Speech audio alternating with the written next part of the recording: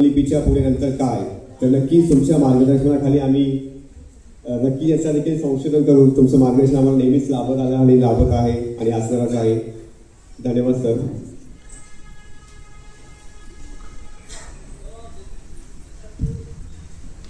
धन्यवाद आकाश सर.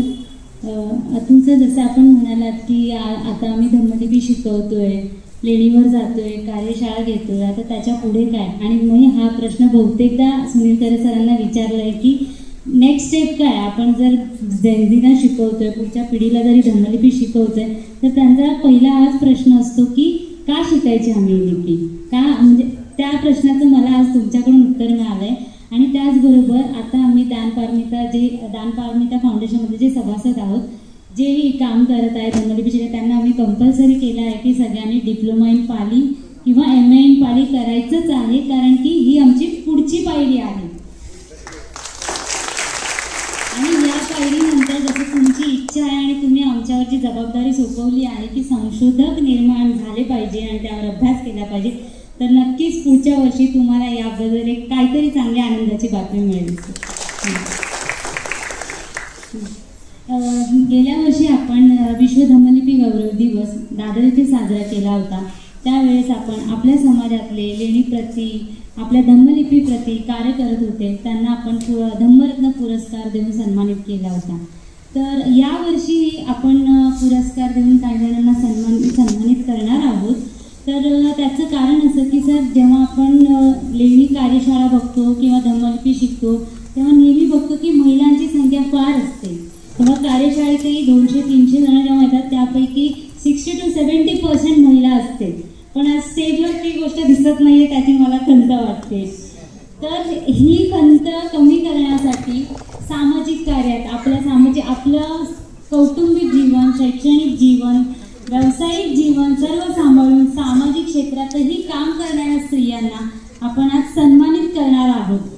त्यांच्या कार्याला आदर देऊन त्यांच्या कार्याला अजून प्रोत्साहन देणार आहोत.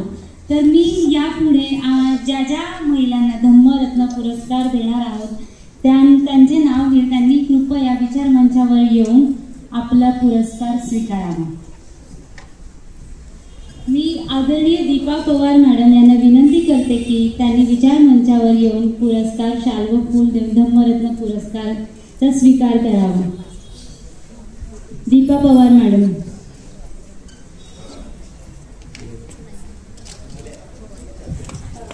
मी आदरणीय अतुल भोसेकर सरांना विनंती करते की त्यांनी दीपा पवार मॅडम यांना पुरस्कार शाल व फूल देऊन सन्मानित करावे.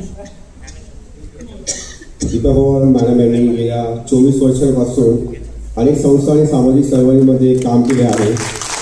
त्यांनी 2024 अशोका सेवा आहेत आणि अशोका ही एक अशी आंतरराष्ट्रीय संस्था आहे की जगभरातील अग्रगण्य सामाजिक उद्योगांची निवड करून त्यांना विविध सामाजिक व्यवस्था बदलण्यासाठी आधार देते.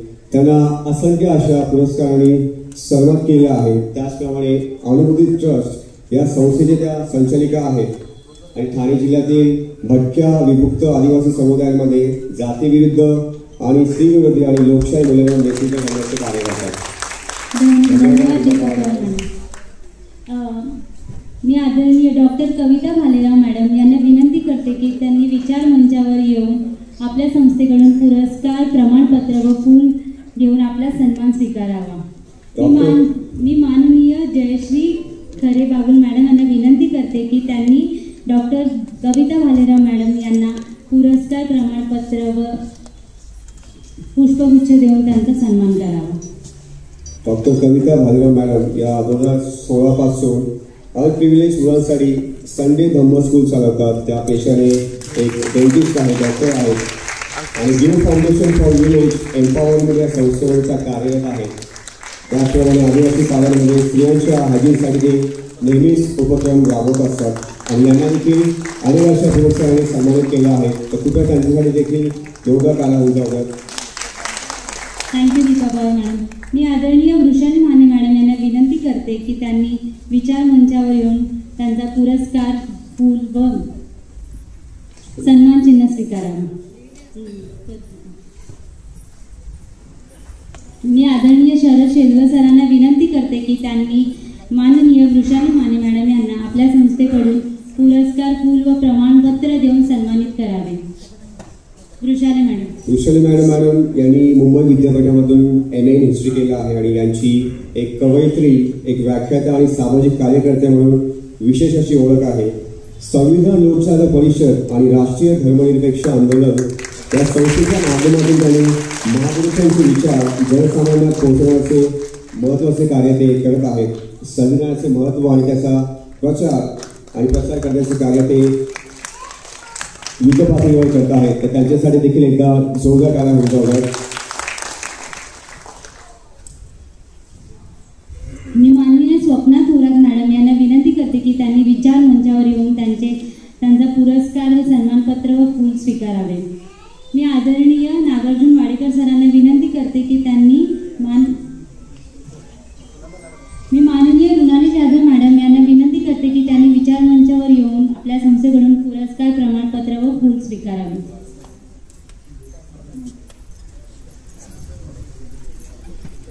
मी आदरणीय जयश्री खरे बागुल मॅडम यांना विनंती करते की त्यांनी माननीय रुणाली जाधव मॅडम यांचा सत्कार, पुरस्कार, प्रमाणपत्र व फूल देऊन करावे. रुणाली जाधव मॅडम या एक सामाजिक कार्यकर्त्या आहेत आणि त्याचप्रमाणे धम्म शिक्षिका आणि प्रशिक्षक आहेत. दुर्बल आणि आर्थिक स्तरातील वस्तींमध्ये जाऊन मुलांना धर्मविषयक ज्ञान देणे, त्यांच्यात जागरूकता निर्माण करण्याचे ते महत्त्वाचे कार्य करत आहेत. नाशिकमध्ये तब्बल 26 धम्मस्कूल उघडण्यास त्यांनी प्रभावी मार्गदर्शन केलं आहे. त्यांचं मनपूर्वक अभिनंदन. धन्यवाद जाधव मॅडम. धन्यवाद मॅडम. मी आदरणीय माधुरी सपकाळे मॅडम यांना विनंती करते की त्यांनी विचार मंचावरून आपल्या संस्थेकडून पुरस्कार, सन्मानपत्र व फूल स्वीकारावे. मी आदरणीय नागार्जुन वाडेकर सरांना विनंती करते की त्यांनी माननीय माधुरी सपकाळे यांचा पुरस्कार, प्रमाणपत्र व फूल देऊन सत्कार करावा.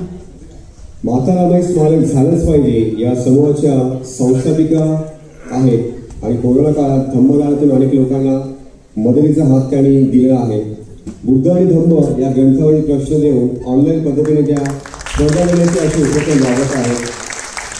मुक्त वारस भारतीय संस्कृती या मासिक वृत्तपत्राची स्थापना करून त्यांनी महिलांसाठी एक मोठे असे व्यासपीठ उभं केलं आहे. धन्यवाद मॅडम.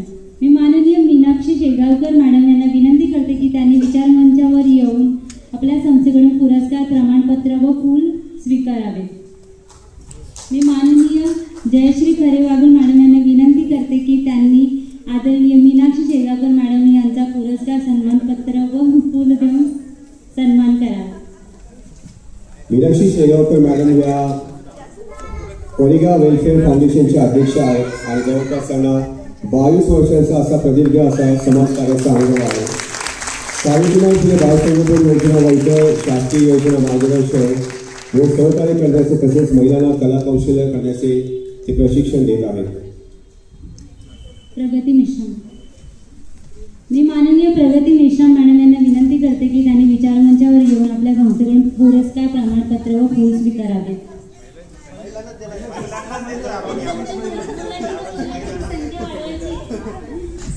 मी आदरणीय अतुल भोसेकर सरांना विनंती करते की त्यांनी माननीय प्रगती मेश्राम मॅडम यांचा पुरस्कार, सन्मानपत्र व फूल देऊन सत्कार करावा. प्रगती मेश्राम मॅडम या शिक्षिका तसेच सीमा सल्लागार आहेत. सांस्कृतिक तसेच धम्मचळवळीत काम करत असताना बालधम्म संस्कार शिबिर, उपासना उपस्थिका शिबिर, संविधानाच्या जागरणासाठी त्यांनी कार्यक्रम घेतला आहे. आर्थिक दुर्बल घटकातील 750 महिलांना रोजगार उपलब्ध करून देण्यासाठी केंद्र व बँकेतील कर्ज पुरवठा यावर काम केले आहे. वैशाली अहिरे मॅडम.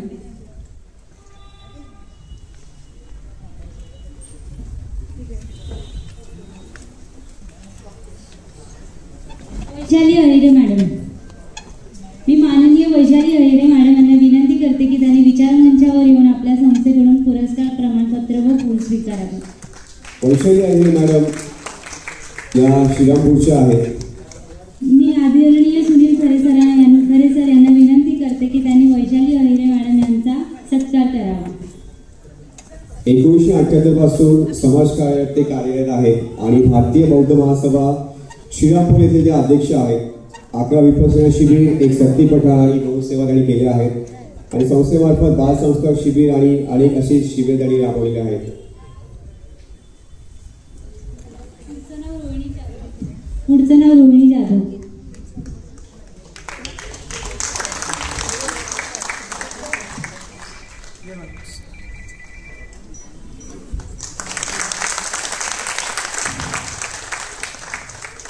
मी आदरणीय रोहिणी जाधव मॅडम यांना विनंती करते की त्यांनी विचार मंचावर येऊन आपल्या संस्थेकडून पुरस्कार प्रमाणपत्र फूल यांचा स्वीकार करावा. मी आदरणीय नागार्जुन वाडेकर सरांना विनंती करते की त्यांनी रोहिणी जाधव मॅडम यांचा सत्कार करावा. रोहिणी जाधव मॅडम या मूळच्या नाशिकच्या आहेत. त्यांचं M.Com, MA in Pali, MA in Ambedkar studies आणि त्या डॉक्टर बाबासाहेब आंबेडकर स्टडी सेंटरचे गेस्ट लेक्चर संपूर्ण महाराष्ट्रातील लोकांना खुले गेले आहेत आणि दरवेळेच्या शेवटच्या दिवशी ते डॉक्टर बाबासाहेब आंबेडकर यांच्या स्टडीचे चर्चासत्र फ्रीमध्ये शिकवतात. ते ज्योती गायकवाड मॅडम. मी आदरणीय ज्योती गायकवाड मॅडम यांना विनंती करते की त्यांनी विचार मंचावर येऊन आपल्या संस्थेकडून पुरस्कार शाल व पुरस्कार प्रमाणपत्र फूल यांचा स्वीकार करावा. मी आदरणीय शरद शेजवळ सरांना विनंती करते की त्यांनी माननीय ज्योती गायकवाड मॅडम यांचा सत्कार करावा. ज्योती गायकवाड मॅडम या देखील मूळच्या नाशिकच्या आहेत. त्यांचं MA in English literature, MA in Pali तसंच BSc नर्सिंगमध्ये झालेलं आहे. त्यांनी मर्दानी फाउंडेशनचे ते अध्यक्ष आहेत. पातळी देखील त्या एक उत्तम असे वक्ते आहेत. सामाजिक प्रश्नांची त्यांना सखोल अशी जाण आहे आणि पातळी फाटा येथील एक संघमित्र बुद्धगयासाठी त्यांनी महाराष्ट्राकडून 1 कोटी रुपयांचा निधी उपलब्ध करून देण्यास महत्त्वाची भूमिका बजावली आहे. डॉक्टर संघमित्रा जाधव.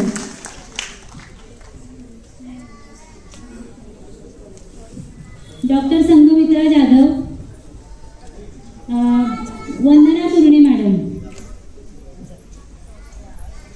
मी माननीय वंदना कुरणे मॅडम यांना विनंती करते की त्यांनी विचार मंचावर येऊन आपला पुरस्कार प्रमाणपत्र फूल यांचा स्वीकार करावा. मी माननीय संतोष आंबोरे सरांना विनंती करते की त्यांनी वंदना कुरणे मॅडम यांचा सत्कार पुरस्कार प्रमाणपत्र व फूल देऊन करावा. पुढचं नाव कविता हिवाळे मॅडम. वंदना कुरणे मॅडम या मूळच्या ऐरोली मुंबई या ठिकाणी आहेत. त्या एक पाली भाषेच्या केंद्र प्रमुख आहेत.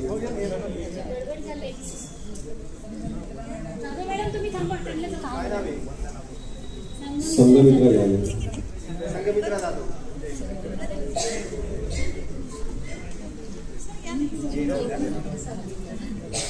पूर्ण मुंबईभर फिरून यांनी डॉक्टर बाबासाहेब आंबेडकर यांच्या क्रांती तसेच भगवान गौतम बुद्धांची वचने पाली भाषेवर शिकवण्यासाठी मोलाचे कार्य करत आहेत. डॉक्टर वंदना कुरणे मॅडम. वंदना कुरणे मॅडम यांचा सत्कार प्रवीण जाधव सर करतील. पुढचं नाव सविता धमगाय. या वंदना कुरणे मॅडम पाली भाषा केंद्र प्रमुख आहेत. बुद्धगया समन्वय समिती नागपूर या संस्थेमध्ये कार्य करत आहेत.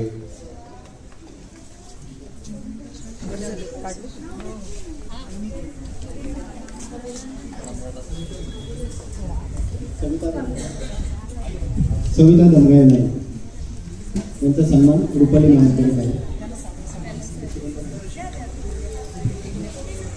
पुढचं नाव सविता मॅडम आहे. त्यांनी तयारीत राहायचं आहे. सविता धमगाय मॅडम या मूळच्या नागपूरच्या आहेत. B.Ed आणि MA समाजशास्त्र त्यांनी केलं आहे. ऑल इंडिया शब्दासाठी दलामार्फत सामाजिक प्रबोधन आणि शिबिरांचे ते नेहमी आयोजन करत असतात आणि त्यांना देखील अनेक पुरस्कारांनी सन्मानित केलं आहे. सरोजवाणी मॅडम. सरोजवाणी मॅडम. त्यानंतर पुढचं नाव आहे अशोका पवार मॅडम. तयारीत राहायचं आहे आपण. सरोजवाणी मॅडम या देखील मूळच्या नागपूरच्या आहेत. सरोजवाणी मॅडम नाही का? कृपया पुढील पुरस्कारार्थींनी नाव पुकारल्यानंतर तयार राहायचं आहे कारण आपल्याकडे वेळ कमी आहे. अजून आपल्याला दमलिपी विद्यार्थ्यांचे सर्टिफिकेट वितरण करायचे आहे. सरोजवाणी मॅडम या असिस्टंट प्रोफेसर आहेत डिपार्टमेंट ऑफ पाली ॲट राष्ट्रसंत तुकडोजी महाराज नागपूर युनिव्हर्सिटीमध्ये. तसेच बुद्ध धम्म संस्कार प्रचार आणि प्रसार संघाच्या त्या संस्थापिका देखील आहेत आणि यांना देखील अनेक अशा पुरस्कारांनी सन्मानित केले आहे. सरोज वाणी,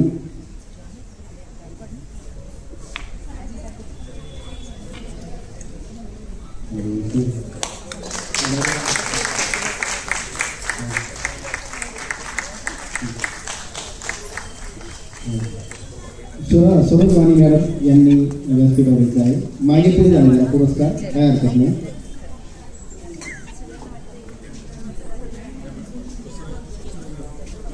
सरोज वाणी मॅडम या नागपूरहून आलेल्या आहेत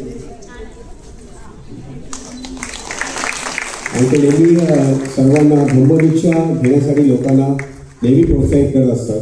पुढील नाव प्रगती नाईक नवरे या आलेल्या नाही. त्यांच्या ज्या बहीण आहेत पल्लवी नाईक नवरे त्यांनी तो पुरस्कार स्वीकारायचा आहे.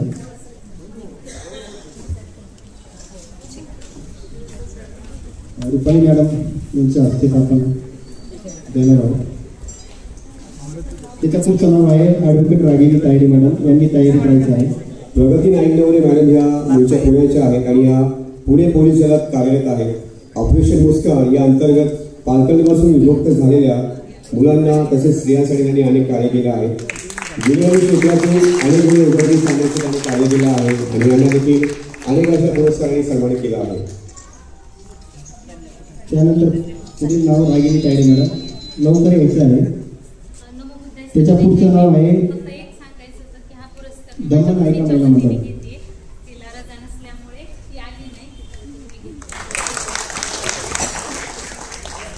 ॲडव्होकेट रागिनी तायडे या बुलढाणा इथून आला आहेत.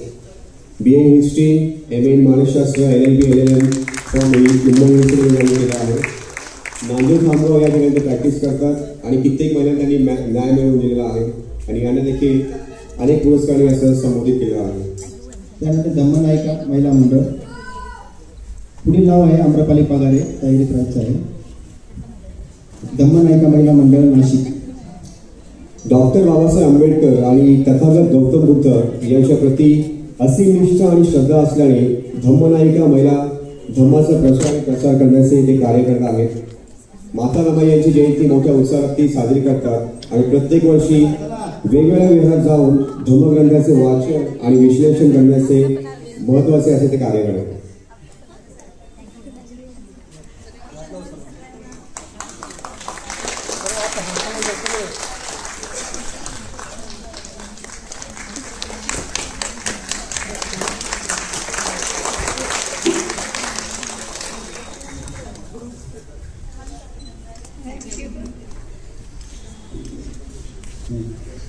आम्रपाली पगारे मी यांचे गाणं तुम्ही सुमधुर आवाजामध्ये ऐकलं आहे. आपल्या मंजूर आवाजाने महाराष्ट्राची आणि मणी जिंकली आहे. इंडियन आयडल सारख्या मोठ्या शोमध्ये अनेक संगीतकार आणि गायकांनी त्यांच्यावर कौतुकाचा वर्षाव देखील केला आहे. कुठल्याही प्रकारचे गायन क्षेत्रात शिक्षण असूनही त्यांनी गायनाच्या क्षेत्रात असा ठसा उमटलेला आहे आणि भविष्यात नक्कीच प्लेबॅक सिंगर होणार यासाठी मॅडम तुम्हाला खूप खूप सदिच्छा. सर्वांनी असं नसतं व्हायचं आहे. आता आपण ज्या महिलांना पुरस्कार दिला या महिला महाराष्ट्रातील विविध क्षेत्रात काम करतात आणि अजून 2 नावं राहिलेले आहे. सॉरी, सुचिता रांगोडे आले आहेत का? धनश्री बलखंडे, दीपश्री माने बलखंडे, सुचित्रा गांगोडे आल्या का पुरस्कार तुमचे? सुचित्रा गांगोडे मॅडम या मूळच्या नाशिकच्या आहेत. अतिरिक्त मंडल अध्यक्ष all India SC/ST association Nashik road आणि त्यांनी जयंती उत्सवानिमित्त 18 तास अभ्यास अभियान, भव्य रक्तदान शिबिर, महिलांचे आरोग्यविषयक शिबिर तसेच कर्करोग निदान शिबिर असे अनेक कार्य त्यांनी केलेलं आहे. 25 बुधवार लोकार्पण सोहळा व भगवान गौतम बुद्ध मूर्ती प्रतिष्ठापना सोहळ्याचं त्यांनी आयोजन केलेलं आहे आणि त्यांना देखील अनेक अशा पुरस्कारांनी सन्मानित केलं आहे. पुढील नाव आहे दीपश्री माने बालखंडे. जयश्री खरेबाबू मॅडम यांनी त्यांचा सन्मान करायचा आहे. दीपश्री माने बलखंडे मॅडम या मूळच्या कल्याणच्या आहेत. पूरग्रस्तांना मदत, शैक्षणिक मदत, मदतीचा हात, धम्माच्या पलीकडे जाऊन त्यांनी काम केलं आहे. विद्यार्थी शाळेला भेट देणे, कुठल्याही कार्यक्रमात पुस्तकेच भेट देणे, भगवान बुद्ध व डॉक्टर बाबासाहेब आंबेडकरांचे विचार पोहोचवण्यासाठी कार्य करत आहेत आणि त्यांना देखील अनेक अशा पुरस्कारांनी सन्मानित केलेलं आहे.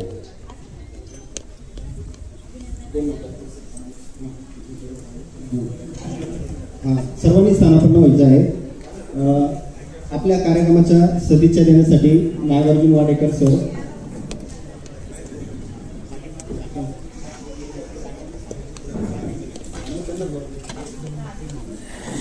अर्जुन वाडेकर सर हे यशवंतराव चव्हाण मुक्त विद्यापीठात मानवविद्या या शाखेचे संचालक आहेत. त्यांनी आपल्या कार्यक्रमासाठी शुभेच्छा द्याव्यात व आपलं मनोगत व्यक्त करावं असं मी त्यांना विनंती करतो.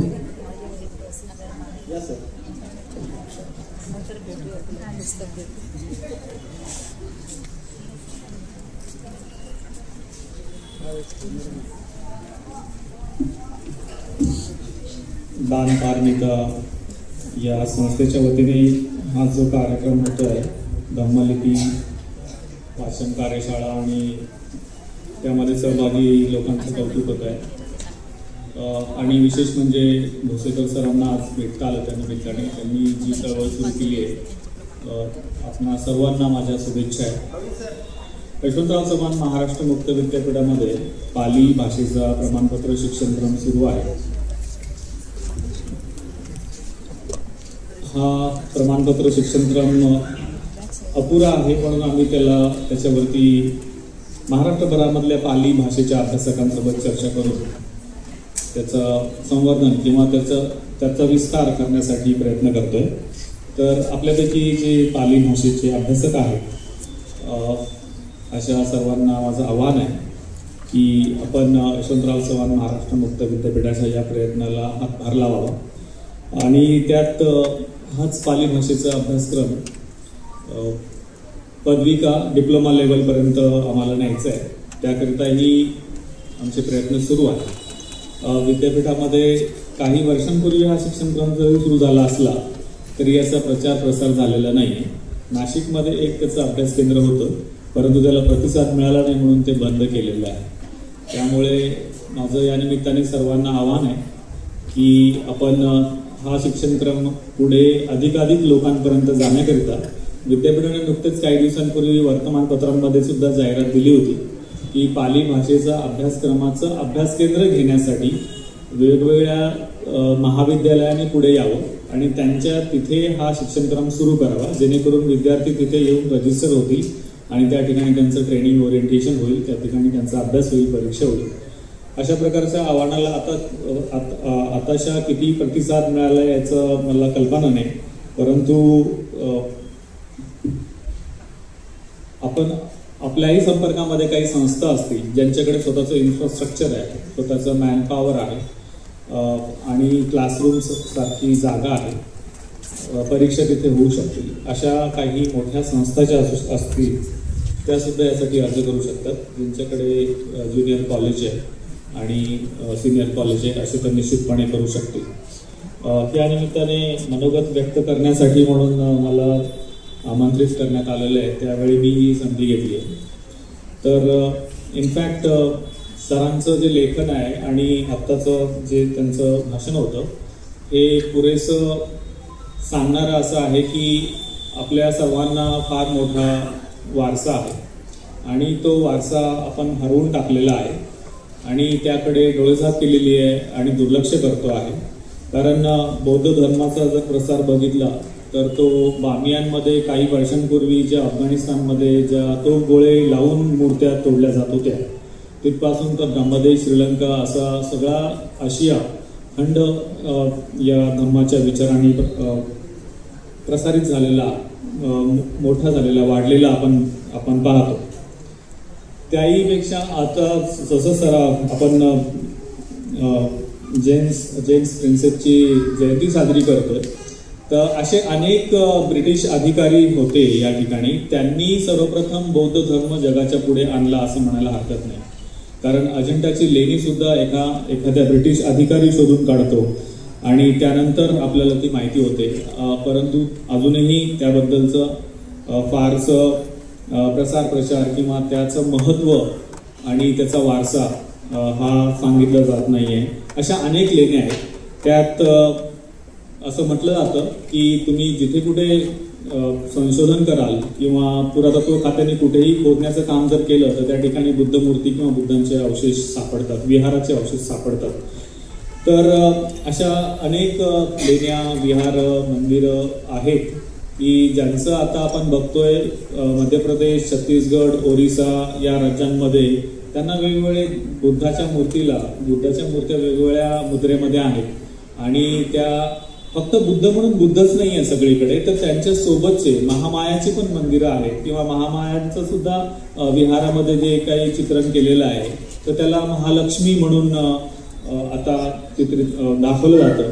तर ह्या मूर्त्यांचं विकृतीकरण जे झालेलं आहे त्याला शेंदूर फासणं, फुलं लावणं, कपड्यांनी गुंडाळणं आणि देवी म्हणून प्रोजेक्ट करणं आणि त्याचं पूजन करणं आणि अशा ठिकाणी आपण जात नाही किंवा बघत नाही किंवा त्याच्याकडे बघितलं तरी कानाडोळा करतो किंवा दुर्लक्ष करतो. लेण्यांवरती तरी सगळ्या भारतातल्या लेण्यांवरती थोड्या बहुत प्रमाणामध्ये अतिक्रमण तर झालेलंच आहे. आता थांबले असं ऐकण्यात आलं, ते चांगली गोष्ट आहे. परंतु लेणी म्हणण्यापेक्षा ते वेगळ्याच नावाची लेणी नावाने प्रसिद्ध काही लेण्या होत आहेत. तर त्याच्यावरती आपण अशा जे काम करणारी मंडळी आहेत त्यांच्या माध्यमातून निश्चितपणे त्याला आळा बसेल. तर इथे जे डॉमिनंट कल्चर आहे ते आपलं म्हणून म्हणजे आपलं कोणी ऐकत नाहीये म्हणून जे ऑलरेडी इस्टॅब्लिश आहे तेच आपलं आहे, तेच आमचं आहे म्हणून तुमच्या पुढे वेगळ्या रूपाने घेऊन येणं, अशा प्रकारची ज्या संस्कृतीचं ॲसिम्युलेशन किंवा ॲक्विजिशन झालेलं आहे, फोर्सफुल ॲक्विजिशन, ते अतिक्रमण आहे. तर ते अतिक्रमण आपण ओळखायला पाहिजे आणि त्याचं प्रत्युत्तर द्यायला पाहिजे असं मला वाटतं. भारतामध्ये फार मोठी विद्यापीठं होती, नालंदा, तक्षशिला 12-14 विद्यापीठं होती असं म्हणतो आणि विषयानुसार विद्यापीठं होती. म्हणजे युद्ध नीतीशास्त्रासाठी एक स्वतंत्र विद्यापीठ होतं किंवा फिलॉसॉफीसाठी स्वतंत्र विद्यापीठ होतं असं आपण ऐकतो. पण ती सगळी विद्यापीठं संपवलेली आहेत आणि आपण असं पण ऐकतो की काही विद्यापीठं जेव्हा जाळली त्याच्यामधलं जे साहित्य होतं ते अनेक वर्ष जळत होतं आणि त्याच्या काही खुणा आपल्याला आता दिसतात. तर बौद्ध दर्शन असेल, युद्धशास्त्र असेल, कराटेचा शोध हा सुद्धा बुद्ध भिक्खूंनी लावलेला आहे. कारण हिंसा करायची नाही त्याच्यामध्ये, ते कुठेही त्याच्यामध्ये शस्त्र वापरत नाहीत, तर हाताने पायाने किंवा काही ठिकाणी फोर्स वापरून जेरबंद करतात समोरच्याला, तिथे कुठेही हिंसा नाही आहे. किंवा ॲक्युप्रेशर असेल, चायना, जपान, कोरिया इकडे सगळं ॲक्युपंक्चर हे तत्वज्ञान राहिलंय, आपल्याकडे काही नाही आहे. योगशास्त्र, आयुर्वेद, म्हणजे भोसेकर सरांनी सांगितलं की फक्त बुद्ध म्हणजे फक्त बुद्ध धम्मच होता आणि विहारच होतं, तिथे मूर्तीच होती, बाकी काहीच नव्हतं का? अनेक गोष्टी घडत होत्या. म्हणजे त्यावेळी हजारो वर्षाचा इतिहास आहे, तर त्या काळामध्ये संशोधन पण झालं असेल, आरोग्यशास्त्रावरती झालं असेल, आहारशास्त्रावरती झालं असेल आणि योगावरती झालं असेल, आयुर्वेदावरती झालं असेल. तर आयुर्वेदामध्ये सुद्धा सनातन, भगवान, तथागत हे शब्द आढळतात. ते कसे काय आढळतात? म्हणजे याच्यामध्ये अनेक वेळा असं दिसतं की जे बौद्ध संस्कृतीमध्ये निर्माण झालेलं साहित्य आहे त्याचा अनुवाद सरांनी सांगितलं की लिप्तांतर केलं, अनुवाद केला आणि नंतर त्याचं अर्थाचा अनर्थ करून टाकलेला आहे आणि आपल्या पुढे वेगळ्या रूपाने मांडलेला आहे.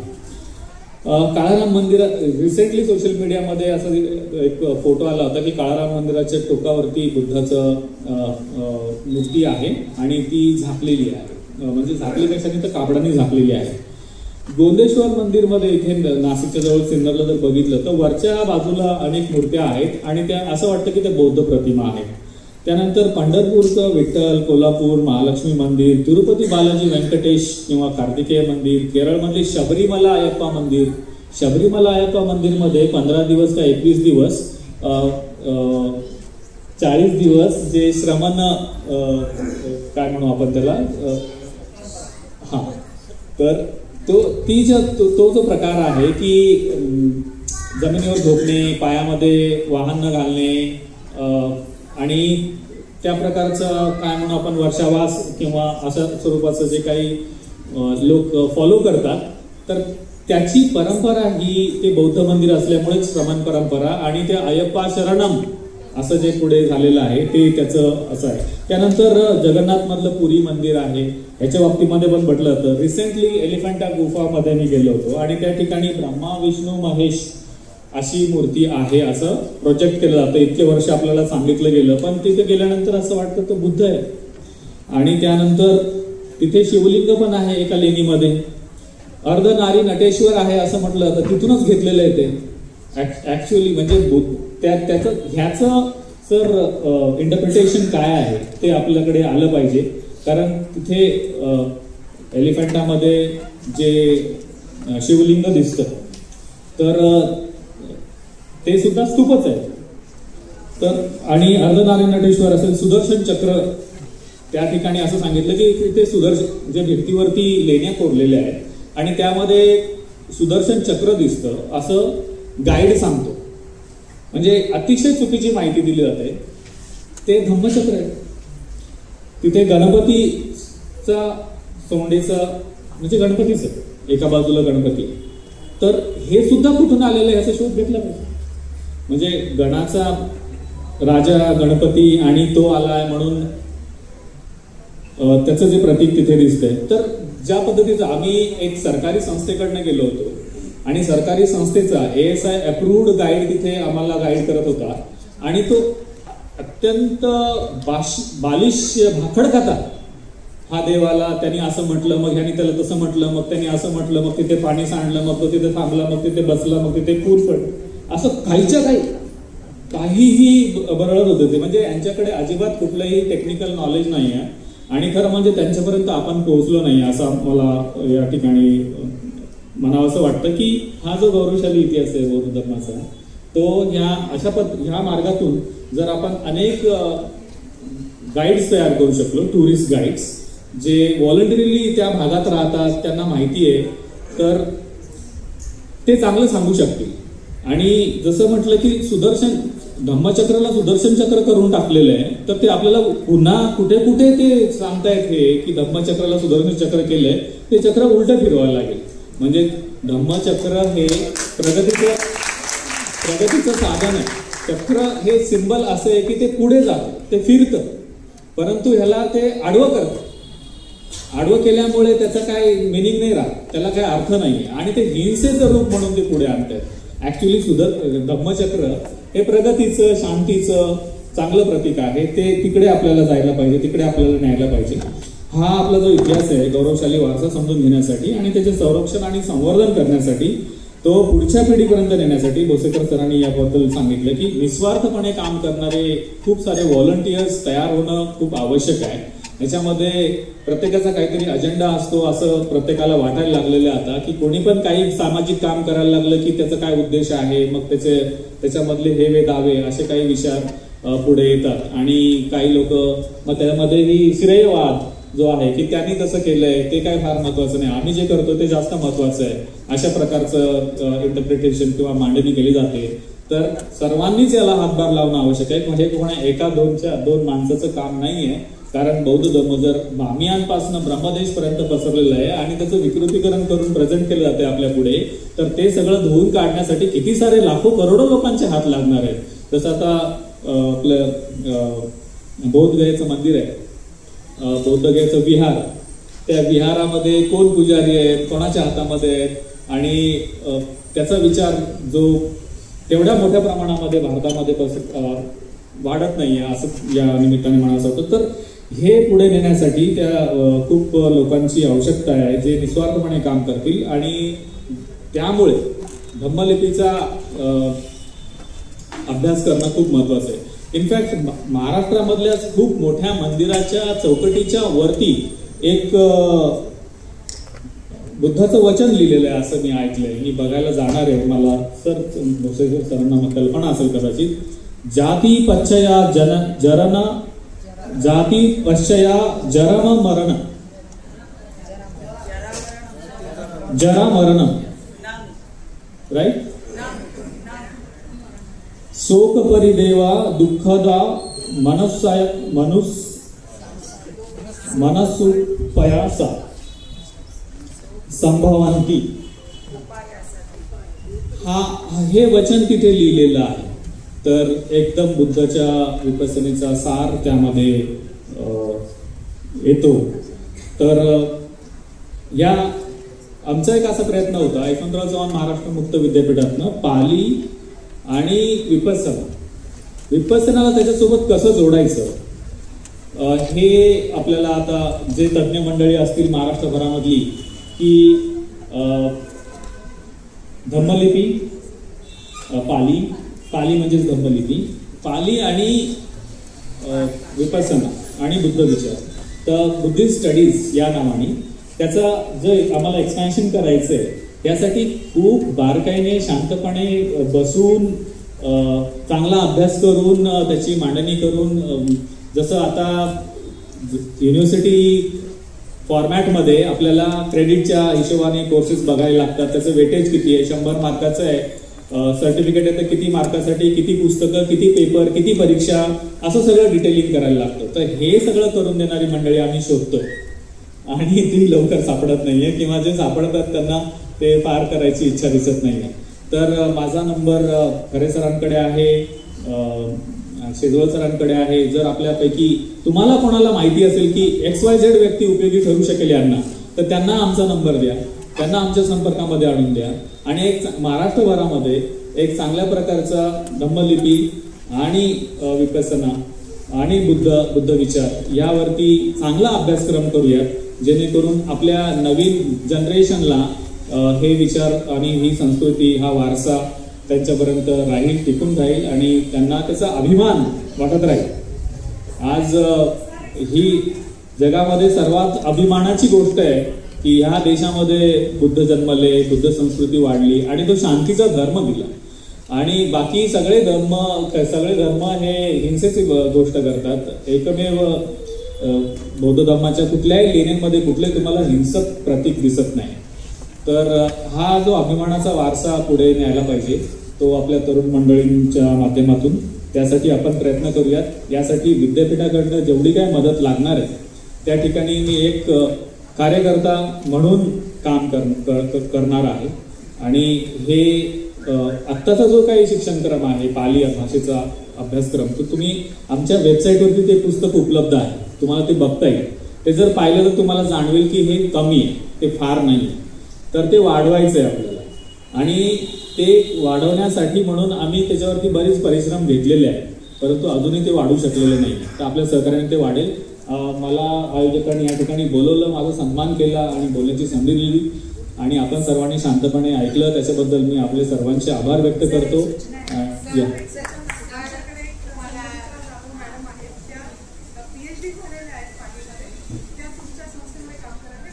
डेफिनेटली माझा नंबर सर मॅडमला. धन्यवाद वाडेकर सर. गेल्या वर्षापूर्वी वाडेकर सरांची माझी भेट झाली होती. त्यांनी धम्मलिपी यशवंतराव चव्हाण मुक्त विद्यापीठातर्फे शिकवण्यासाठी आपल्याला त्यांनी ऑफर दिलेली आहे. त्यासाठी आपल्याला काही साहित्य त्यांना पुरवायचं आहे आणि ते नक्कीच मुक्त विद्यापीठाशी आपल्या संस्थेला टाईप करणार आहे. सरांचं एकदा जोरदार टाळ्यामध्ये स्वागत करा. एक पुरस्कार राहिला आहे स्वप्ना थोरात.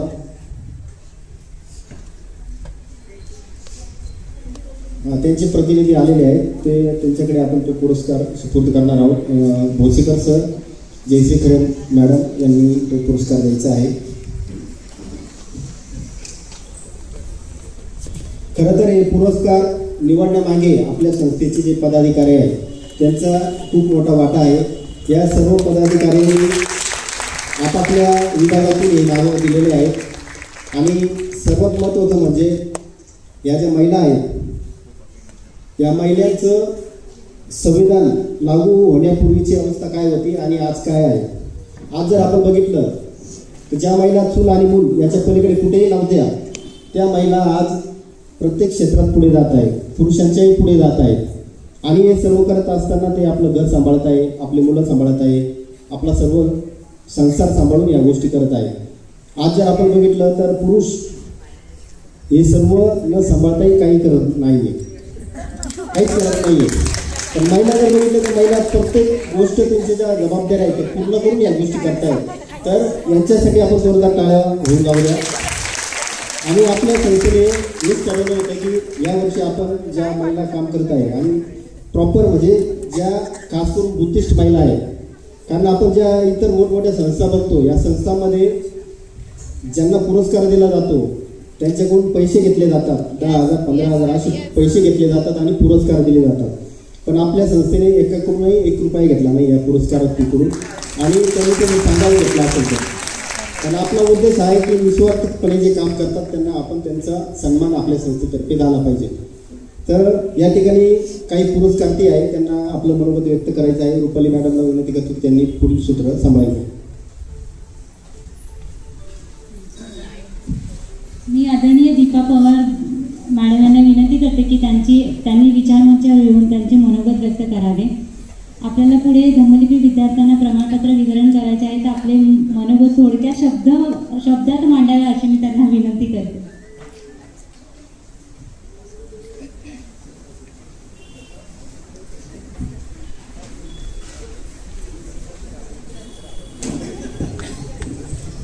तीन मिनटं घेते मी, चालेल? मी अगदी वेळेत थांबते. सर्वांना जय भीम, जोहार आणि जिंदाबाद. सगळ्यात अगोदर तर मला खरंच बरेच पुरस्कार मिळालेले आहेत, मग ते इंटरनॅशनल लेवलचे देखील असो. माझं 5 वर्षाचं लेकरू आहे आणि काल खूप मुसळधार पाऊस पडत होता, तर आम्ही साधारण 1 पर्यंत चर्चा करत होतो की कसं करायचं. पण या पुरस्काराचं महत्त्वच एवढं मोठं आहे की त्याला कोणत्याही संघर्षातून येणं जे आहे ते स्वाभाविकच होतं. एक 10-20 सेकंद घेऊन मी टप्प्याटप्प्याने माझे 2-3 मुद्दे सांगते की सगळ्यात अगोदर मी कोण आहे. तर मी आहे भटक्या विमुक्त समुदायातून. भारताची साधारण 11% जी लोकसंख्या आहे ती भटक्या विमुक्त समुदायातून आहे. मग रस्सीवर खेळ दाखवणारे लोक असतील, बहुरूपी म्हणून तुम्ही बघत असताल की मेळ्यामध्ये परफॉर्मन्स करणारी लोक असतील, टॅटू काढणारी लोक असतील, पारधी असतील, बंजारा असतील, लमानी असतील. तसा माझा जो समुदाय आहे तो घिसाडी हा समुदाय आहे, जो रस्त्याच्या कडेला लोखंडाची अवजाराने हत्यारं बनवतो. मला मुद्दाम बोलायचंही होतं तुमच्याबरोबर, कारण जेव्हा सर बोलत होते की पुढं काय, हा प्रश्न माझ्याही डोक्यात येतो की जेव्हा लेणी संवर्धन आणि एकूणच शिलालेख आणि या खडकाच्या छाताडावर कोरून ठेवलेला जो इतिहास आहे तो ठराविक समुदाय खूप कष्ट घेऊन पुनर्जीवित करण्याचा प्रयत्न करत आहे. पण तिकडे खूप मोठं दुर्लक्ष त्या ठिकाणी आहे की भारतातली एक मोठी लोकसंख्या जी आदिवासी, स्थलांतरित आदिवासी आणि भटके विमुक्त आहेत, ते एवढे सॉफ्ट कॉर्नर आहेत की त्यांच्या हातामध्ये रेडीमेड कोणीतरी त्यांचे झेंडे देत आहेत, ज्याच्यामध्ये त्यांना कळत नाही आहेत की ते झेंडे रक्ताने माखलेले आहेत, त्याचा रंग जो आहे तो रक्ताचा आहे. तर माझं मुख्य काम बऱ्याच टप्प्यांमध्ये वेगळं आहे, पण एक खूप महत्त्वाचं काम जे चालतं ते आहे भटक्या विमुक्त आणि स्थलांतरित आदिवासीच्या युवकांना आणि महिलांना बुद्ध लेणीवर आणून ऑन ग्राउंड रिसर्च करणं. हे माझं महत्त्वाचं काम आहे. आणि आजपर्यंत साधारण 3,000 पोरांना महाराष्ट्राच्या बऱ्याच लेण्यांवर घेऊन आम्ही गेलेलो आहोत आणि ऑन ग्राउंड रिसर्च करताना मी सरांच्या मुद्द्याशी एकदम सहमत आहे की काय येतील युवा तुमच्याबरोबर. तेव्हा आम्ही युवांना सांगतो की ही तुमची करिअरची स्थानं आहेत. तुम्ही भाषेमध्ये करिअर करा, तुम्ही शिलालेखात, तुम्ही खडकाच्या प्रकारात, मातीच्या प्रकारात, ट्रॅव्हलमध्ये कोणत्याही प्रकारे जे आहे ते या करिअरला बघा. आणि नवीन संकल्पनाचा ज्याला आपण बोलू की भर टाकत की बाबा याला पर्यावरण प्रेमाने कसं बघावं, याला फेमिनिझम बरोबर कसं जोडावं, याला डेव्हलपमेंटल अप्रोच बरोबर कसं जोडावं, असं नाविन्य आणत. मेंटल हेल्थ एक मोठी इंडस्ट्री आहे, याला मेंटल हेल्थ बरोबर कसं जोडावं याचं नाविन्य आणत जे आहे ते कामं करत आहोत. आणि मुद्दामहून प्रयत्न करत आहोत की असा समुदाय ज्याची पायमुळं ही बुद्धिझममध्येच आहे. मी जेव्हा कुडा लेणीवर गेली, कुडा लेणीच्या एका लेणीवर कराडच्या मकरस नावाच्या लोहाराने दान केले आणि ते जेव्हा घिसाडी समुदायाच्या युवाने बघितलं तर बोलतो, ताई आज आपला समुदाय हा भिकेला टेकलेला आणि तेव्हा दान करत होता. त्यांना हा डिफरन्सच कळतो की येथील संपन्न प्रबुद्ध आणि प्रगल्भ असणाऱ्या समुदायाची किती त्याला तो होरपळलेला आणि किती त्याची कोडमड केलेली आहे. तर हा जो पुरस्कार आहे तो खूप बळ देणार आहे. माझे फोटो मी मुद्दाम मीडियावर टाकेल जेव्हा आमच्याबरोबर येणारी लेनिनवर येणारी पोरं ती बघणार आहेत. तर हा एका प्रकारचा हस्तक्षेप आहे. मला अनाऊन्स करायचं होतं, राहून जाईल. माझ्या पुस्तकाच्या 20-30 कॉपी मी बरोबर आणलेल्या आहेत. कोणाला जर इंटरेस्ट असेल की अगोदरच थोडासा फेकून दिलेला जो समुदाय आहे, जो भटका आहे, जो विजिबल आहे, दिसतो नक्की पण तो कोणत्याही मुख्यधारेत नाही, अशा समुदायाबद्दल जर समजून घ्यायचं असेल तर याची किंमत 300 रुपये आहे. मी आसपासच आहे, तुम्ही माझ्याकडून खरेदू शकता. जय भीम. खूप खूप धन्यवाद दीपा पवार मॅडम. तुमचं खूप असं मोलाचं कार्य आहे आणि त्यासाठी खूप खूप सदिच्छा. यानंतर मी मीनाक्षी शेगावकर मॅडम यांना विनंती करतो की त्यांनी विषय मंचावरती यावं आणि थोडक्यात आपलं मनोगत व्यक्त करावं.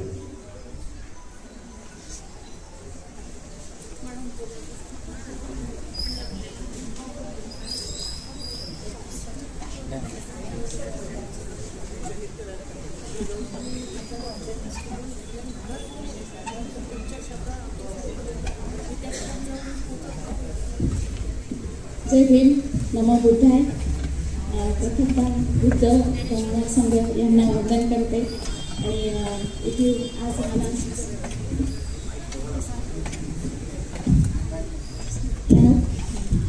आणि इथे आज बोलायची संधी मिळाली. खरं तर परिघा वेलफेअर फाउंडेशन या संस्थेची मी संस्थापक अध्यक्ष म्हणून काम करते आणि खरं सांगायचं जेन्युअनली तर मला वाटतं इथे बसणारे मला फक्त सुनील खरे सरच ओळखत होते, कारण ते संस्थेच्या ब्रॉडकास्टला होते आणि माझं कार्य ते सतत बघत होते आणि नक्कीच ॲप्रिशिएशन पण करत होते. आणि जसं त्यांनी सांगितलं की ह्या पुरस्कारामध्ये त्यांनी आपल्या बुद्धिस्ट महिलांचा सहभाग घेतला, पण प्रत्येक महिला जसं आता मॅडम आल्या होत्या तर किती सखोल अभ्यास केला असेल, कारण आमच्या कार्याशी किती दखल घेतली असेल. निश्चितच पुरस्कार सोहळा किंवा कुठलाही कार्यक्रम यशस्वी करणं एक संस्थापक अध्यक्ष म्हणून सांगते एवढं सोपं नाही मित्रांनो. आपण आज पुरस्काराने हे घेतलं आहे, पण त्याच्या मागची जी मेहनत असते आणि ते निवड करायची असते ती पण निस्वार्थीपणे, आणि त्याबद्दल धन्यवाद करते की माझ्या कार्याची दखल घेतली, आमच्यासारख्या महिलांची दखल घेतली. आणि अजून एक छोटंसं सांगते की वडिलांना फार माझ्या पंजाबराव शेगावकर माझ्या वडिलांचं नाव, ते पण धम्मकार्यामध्ये सतत सहभागी असतात. तर मी जेव्हा माझं जेव्हा नॉमिनेशन झालं, पत्रिका आली, तर वडिलांनी विचारलं की हा पुरस्कार तुला कोणाच्या हस्ते मिळतोय. तर मला आयडिया नव्हती, पण मी खरे सरांना असंच फोन केला आणि सर मला बोलले की भोसेकर साहेब पण आहेत तिथे. तर त्यांनी मला सांगितलं की अतुल भोसेकर सरांचं कार्य किती महान आहे आणि आज त्यानिमित्त तुमचे सर्व दान पाठवता फाउंडेशन टीम झाली आणि समोरासमोर भेट झाली. आणि अजून एक आश्वासन देते, परिघा वेलफेअर फाउंडेशन ही संस्था विशेषतः शिक्षण, स्वयंरोजगार आणि विविध शासकीय योजना ज्या आपल्याला माहितीच नसतात की शासन योजना काढते, पण त्याचं इम्प्लिमेंटेशन अंमलबजावणी कशी करायची, कागदपत्राची पूर्तता कशी करायची, तर आपली संस्था त्याच्यामध्ये छान काम करत आहेच. नक्कीच भेट द्या संस्थेला. आणि दानपारमिता फाउंडेशनसाठी जे काही लागेल, इन्स्टिट्यूट आहे सर, छोटेसे 2 क्लासरूम पण अवेलेबल आहेत आपल्याकडे, जिथे आपण विविध शासकीय उपक्रम घेत असतो. तर निश्चितच माझी संस्था मी आपल्याला जोडू इच्छिते. तर काही असेल तर थँक्यू. अजून एक कौतुकास्पद अजून एक गोष्ट सांगायची, स्वतःची ओळख नाही करत मित्रांनो, पण सावित्रीबाई फुले बाल संगोपन योजना जी आहे त्याच्यामध्ये ज्या मुलांना आई नाही आहे, ज्या मुलांना वडील नाही आहे, किंवा ज्या मुलांना दोन्ही नाही आहेत, किंवा दिव्यांग आहेत, किंवा जेलबंदी आहेत, अशा मुलांचाही शासनाने खूप विचार केला आहे की त्यांना पालक नाही आहे पण त्यांना शिक्षण हे मिळालं पाहिजे. आणि अशा योजनेसाठी जेव्हा मी कार्य करत होते तर आपल्या नाशिक जिल्ह्यामध्ये परिघा वेलफेअर फाउंडेशन या संस्थेची निवड झाली आहे. बाकी इतर संस्था काम करतात पण नक्कीच. आणि असंच कार्य, असंच बळ तुमच्या या पुरस्काराने आम्हाला मिळत आहे. आणि परत एकदा सर धन्यवाद, खूप खूप धन्यवाद. आणि आश्वासन तर आहेच माझं, पण परत आपण निश्चितच कुठल्या तरी उपक्रमात जिथे माझा मोठाच वाटा असेल तुमच्यासाठी असं मी आश्वासन देते. परत एकदा धन्यवाद. थँक्यू. मीनाक्षी मॅडम खूप खूप धन्यवाद. जसं आपण ऐकलंच आहे, महात्मा ज्योतिबा फुले म्हणतात की घरातील एक पुरुष शिकला की फक्त तो पुरुष शिकतो, पण जर एक महिला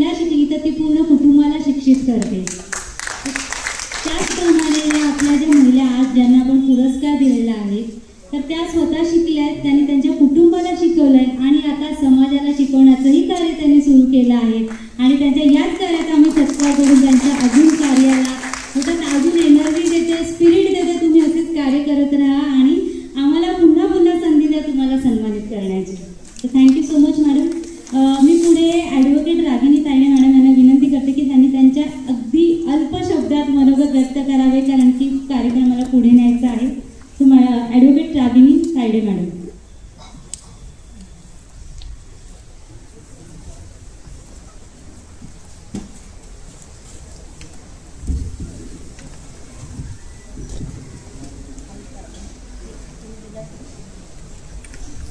सर्वांना माझं मैत्रीपूर्ण जय भीम. मी ॲडव्होकेट रागिनी केदारे तायडे, प्रॉपर नाशिकचीच आहे, जन्म मुंबईचा आणि सध्याचं सासर हे बुलढाणा. माझं BA हिस्ट्री आणि सायकोलॉजीमध्ये कंप्लीट झालेलं आहे. आता याला एक म्हणजे इथे आल्यानंतर मला एक सांगण्याची अशी इच्छा होती. मला BAमध्ये आर्किओलॉजी करायचं होतं, पण काही कारणास्तव असं नंबर लागला नाही डेक्कन कॉलेजला, त्यामुळे मी MA केलं सायकोलॉजीमध्ये. दुसरी गोष्ट, MA झाल्याच्या नंतर ट्रायच केलं नाही, पण MA झाल्यानंतर LLB ॲडमिशन घेतलं, त्यानंतर LLM कंप्लीट केलं मुंबई युनिव्हर्सिटीमध्ये. आणि आज हा कार्यक्रमानिमित्त मी सांगू इच्छिते, याच वर्षी मी डेक्कन कॉलेजला आर्किओलॉजीसाठी ॲडमिशन घेतलेलं.